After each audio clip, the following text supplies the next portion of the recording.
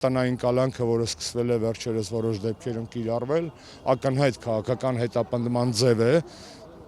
ապացույց խնդրեմ, պատահական չի, որ տնային կալանքում անցկացված ամեն մեկ օր հավասարեցված է բանտախցում անցկացված օրվան, այսինքն դա իրոք կալանք է։ Եվ անգամ տնային կալանքի տակ գտնվող մեր քաղաքացիները, այդ թվում ազգային բարերար Սամվել Կարապետյանը, տնային կալանքի տակ գտնվող զոհված տղաների ծնողներ եւ այլն, իրանք նույնպես անազատության մեջ են եւ մեր բոլորի պարտքն է, ոչ միայն այստեղ հավաքվածների, նման առիթներով եւ հիշել իրանց, բարձրաձայնել Հայաստանում առկա ճգնաժամի մասին, թասիբի ընկնել, վերալիցքավորվել, որպեսզի շարունակել պայքարը։ Նույնը վերաբերում է օրինակ Վազգենին Սաղաթելյան եւ Նարեկին Սամսոնյան, ով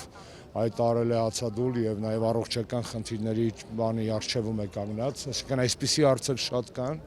Սա միայն իրենց ընտանիքների, նստած տղերքի ընկերների կամ նեղ շրջապատերի կամ նույնիսկ քաղաքական թիմերի հարցը չէ, սա ամբողջ հայ ժողովրդի հարցն է, որովհետեւ հայ ժողովրդի ամոթն է քաղբանտարկյալ ունենալը։